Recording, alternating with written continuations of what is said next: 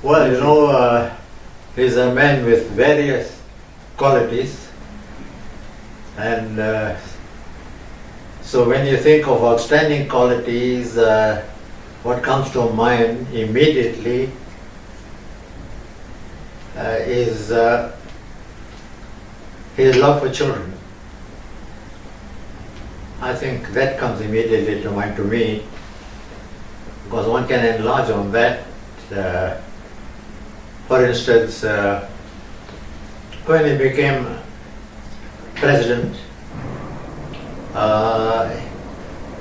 he devoted a part of his salary towards a children's fund. But then there's a more specific example of a little girl who was dying, and before she died she had two wishes. The first wish was to visit Robben Island, which she did, and the second wish was to meet President Mandela. He was still president at the time. Obviously he wasn't on Robben Island, so when I approached him to ask him whether I could get this little girl to his office or to his house, because they stayed in a place called what do you call that place? Bethel. No, not Bethel, the one nearby. Secunda. Secunda, yeah. And when I asked him whether I could bring the child to him, his response was no. We can't give so much trouble to the child. We must go to her. So then arrangements were made for him to go all the way to Secunda to see the child. Now that's another outstanding thing of a president of a country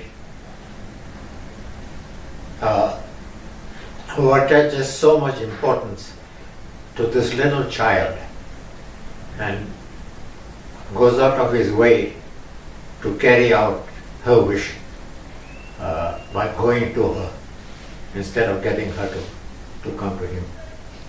Well, I think what we must do, we must link that quality. It is certainly an outstanding quality, but we must link that quality to another quality of Madiba's, and that is he was very, very sensitive to the needs, right, of other people. And not only was he sensitive to it and aware of the needs of other people, but he was prepared to do something concrete about it. And this is a classic example of what he had done. The important thing about, and I agree with Madiba, with Kathy, that it was one of his outstanding qualities.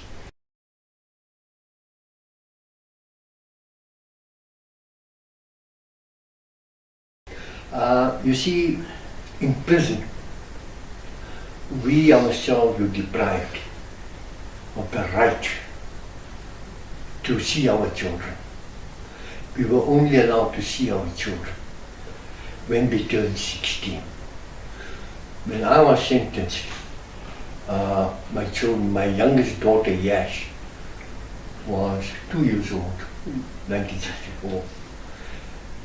My other two daughters, Kailash and Geeta, were 8 and 6 respectively. We were unable to see them.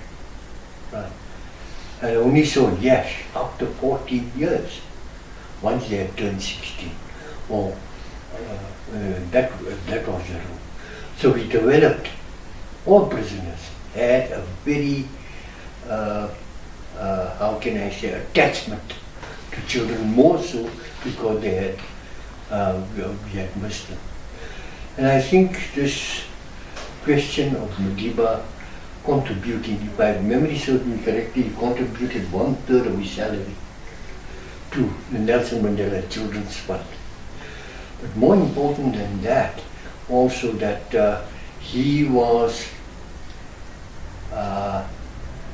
thinking of establishing a state-of-art hospital for children. And I think that is now becoming a reality. I think they have collected sufficient, I would say they have collected sufficient funds already, but they have sufficient funds to launch that project. And I think that completing that project will be one of the great tributes to Mandela. That's I think I would like to say about him.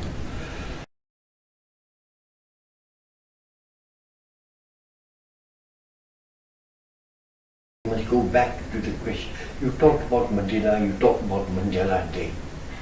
And I think it's important that we delve into that question if we can, how it originated, what is its significance. We are celebrating his legacy. In his absence, we are doing that. And it's important that we do that. You must remember that it was in 2009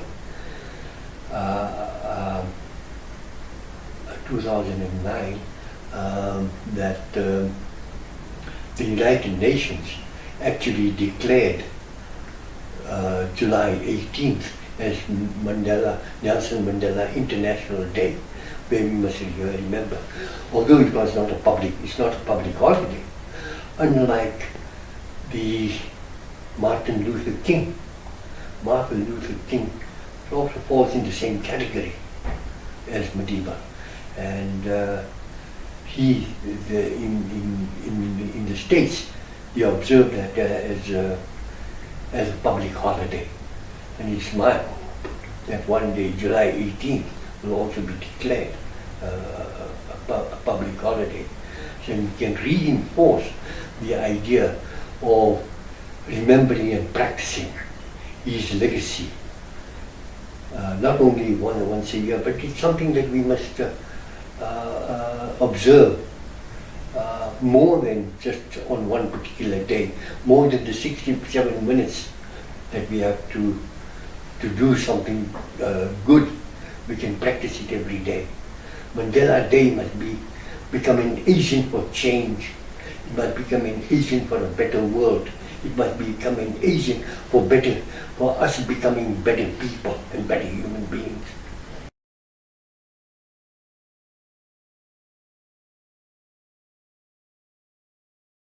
At the moment, I think what we can do, you know what is going on in Palestine.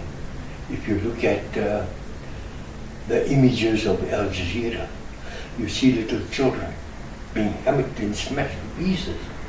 I think what it is very necessary at the moment that we condemn the attacks on the Palestinians in the Gaza Strip. Up to recently, I think there are 190 people have been killed, many of them children. Yesterday's images from Al Jazeera were horrifying, and I think we have no alternative but to condemn Israel for its attack on unprotected civilians, especially the children and everybody. And that's what we need to do at the moment, currently, and that's very, very vital. I know there is an outpouring of protest all over the world, from New York to Tokyo to Johannesburg, and all over the show. In the major cities of many countries, they are horrified at what they see. But I don't know.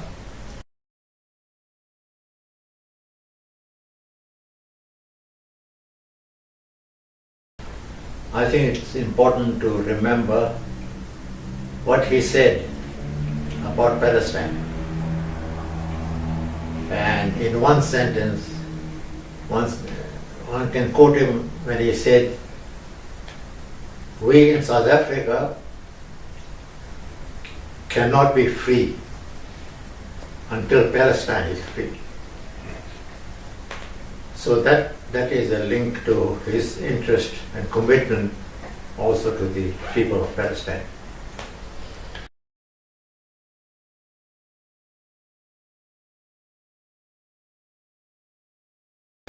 Well, you know, the emotions were already there when he was ill and when he died. So,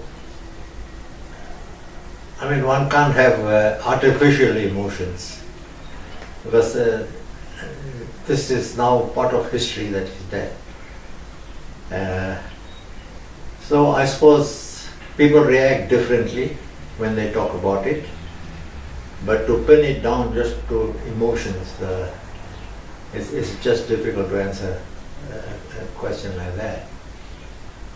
Well, I think it is. I think that is right there. If you recall correctly, in July last year, on his birthday, the foundation actually went to Pretoria, to the hospital. Remember, we laid flowers and all that. And after that, and it was a very, very emotional, how can I say, little exercise. We all get caught up. A lot of singing, a lot of messages of goodwill, that get well messages, and so on. And then what actually happens also is that after things like that, conditions or opportunities were actually created for people to again go and visit Madiba. My memory serves me correctly, Kathy went to see Madiba on one occasion. And so did I. I also went on one occasion. And these are very, very emotional occasions. Here he is lying in a state of distress, very ill. And all that he could do, all that we could do, is to, according to her recommendations, Grata's recommendation, speak to the man. Talk about the garden that you people, that's what we did. Talk about the garden that you people had in the courtyard. Talk about the manuscripts. And we spoke about that. And he acknowledged that you could see by pressing our hands and things like that, you say. It was an emotional event. But I think it's sad that he's not here, there's no doubt about it.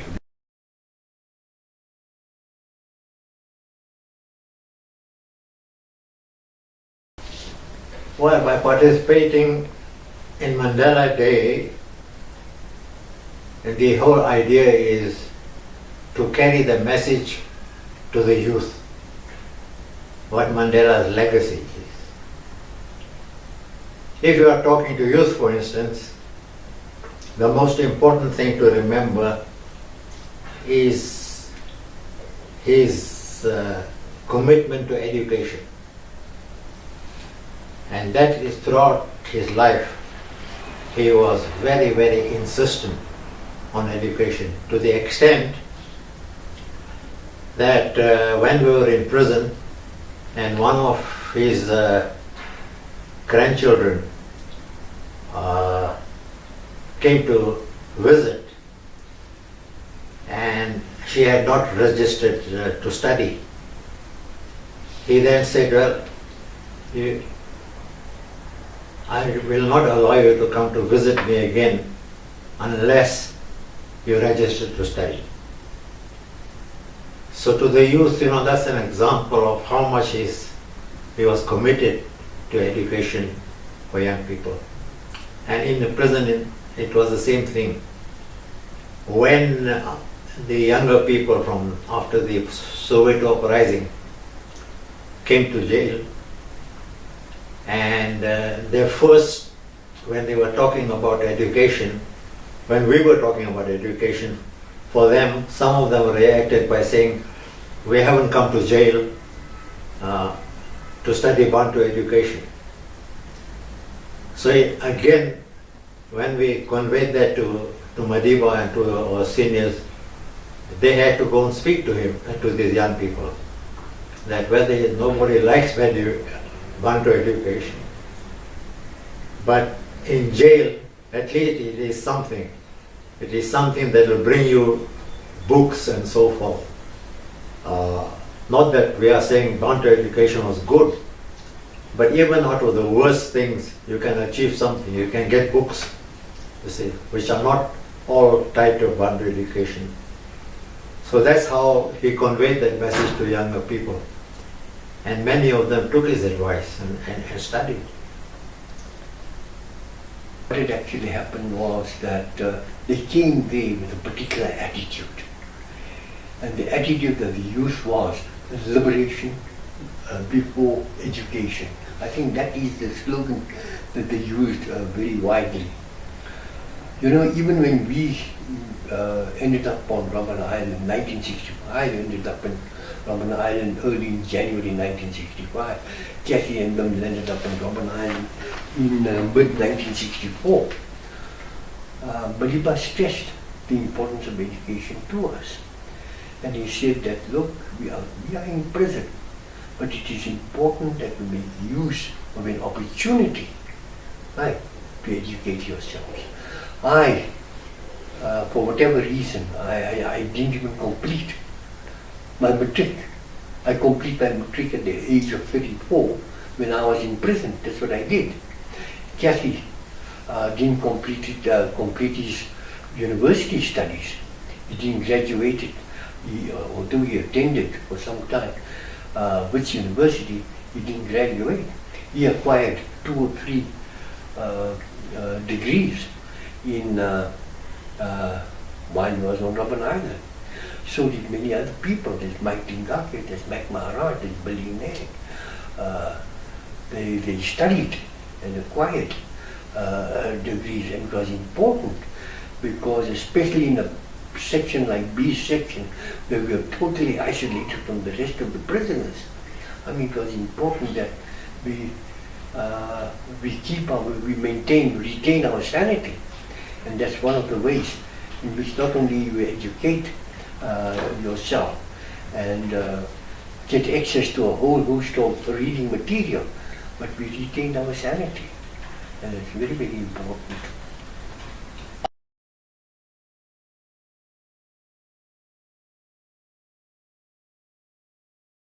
It was decided that the youth wing of the foundation will collect clothing, and they set aside 2 days, one whole weekend to do that.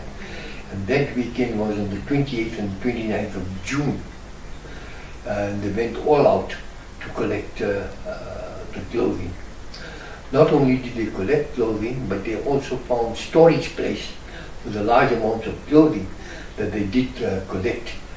And what has actually happened, that they then took a decision that they will distribute it. The most important thing about the distribution is that they are going to distribute some clothing to a little area called Lahai in Indonesia. But the bulk of it, they felt, should be distributed to the survivors of the miners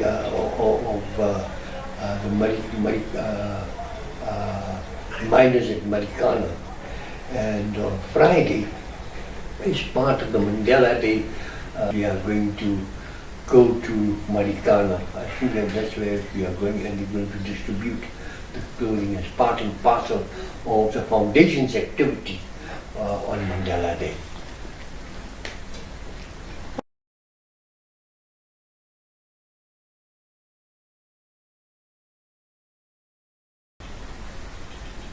Yeah.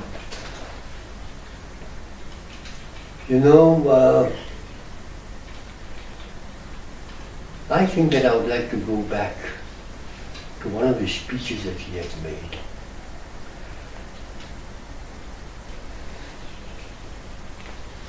I think towards the end of the Rivonia trial, I think he made a statement from the dock. A very, very important statement. It's a very important statement in that it gives us an idea of what he was prepared to do. He said that I've always fought against white domination, and I've always fought against black domination. And he went on to say, I'm not quoting himself accurately, but I'm giving you the gist of what he had said, as I remember it. And then he went on to say that he cherishes the ideal of a free and democratic society, an ideal in which all persons are treated equally and have equal opportunities. It is an ideal which, as far as he was concerned, he would like to see it realized in his lifetime. But if it was necessary for him to lay down his life, he said, it is an ideal for which I am prepared to die. Now, he's talking about changing the entire society. The ideals that he talked about are very similar to the ideals what Martin Luther King talked about. Remember his famous speech, 1963, I have a dream. Do you recall that? He said, he went on to say that he had a dream in which he would like to see America become a nation, in which his 4 children would be judged not against the color, not against the background of the color of their skins, but against the content of the character. He said they would like to see, my dream is a dream where I would like to see a situation where little black boys and black girls will join hands with little white girls and with little white boys and white girls as brothers and sisters. He said, I had a dream in which the sons of slaves and the sons of former slaves would get together around the table in a spirit of brotherhood. That's the type of non-racialism he was talking about. That's the type of non-racialism Mandela was promoting. And he was an ardent believer of that. Ardent believer of the fundamental principle, and one of the fundamental principles of the Freedom Charter, which says a just, democratic, non-racial and non-sexist society. And he was prepared, that was his ideal, and he was prepared to die for that ideal. And he said as much.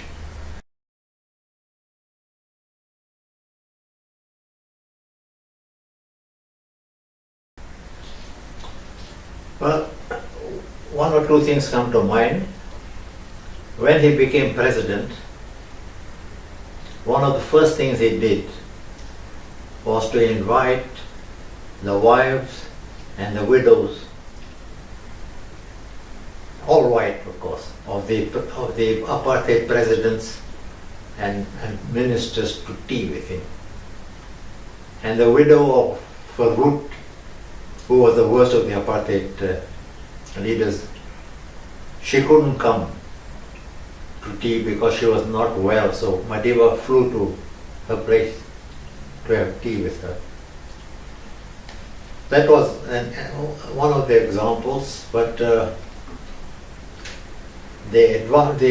one other example which people still talk about, you know, in those days rugby was mainly a white game, and not only white but Afrikaner white.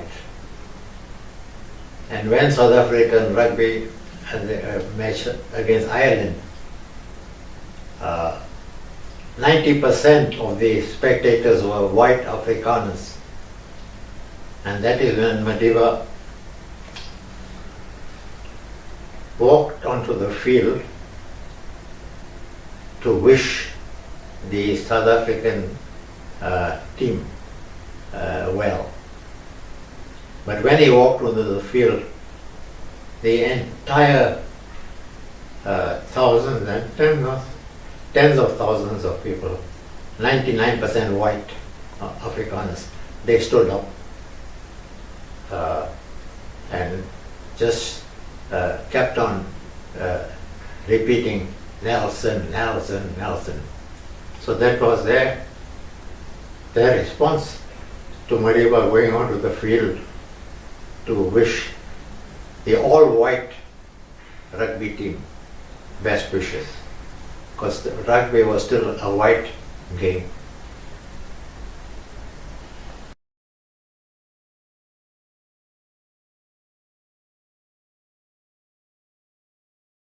Well, on Mandela Day, of course you're remembering Madiba himself, but as important, if not more important, is to remember in practice what his legacy means. And that is what people should concentrate on, to do something that they feel will answer to what Madiba's legacy would be. So there are things like going to old age homes, going to children's hospitals, all sorts of things that can be done, but specifically things that can be done that can positively affect the lives of poor people, poor and disabled or ill, people who are sick.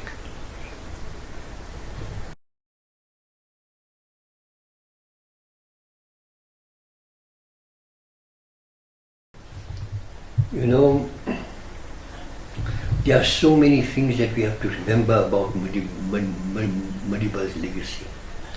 Today, at present, we have freedom, there's no doubt about that. But we still remain a divided nation in many ways. And I think we must use Mandela Day to see that a divided nation is no longer divided. I think we still, Madiba, one of Madiba's great qualities was the question of reconciliation and forgiveness. And I think during the only term that he served, during his term as president, a president of the country, he actually stressed the importance of reconciliation, and he went out of his way to do that. And I think that one of the things that we must do on Nelson Mandela Day, and on a large scale, is the question of reconciling a divided nation. With all the advances that we have made since the democratic dispensation, we still remain a divided nation. We live with two nations. On the one hand, the rich, the other hand, the poor. The educated, the uneducated. The employed, the unemployed. And so on. We are a terribly divided nation. And I think every effort must be done to breach that gap. I think that's what we have to think about. We mustn't only think about it on Nelson Mandela Day. We must think about it every day and find concrete ways of bridging that gap.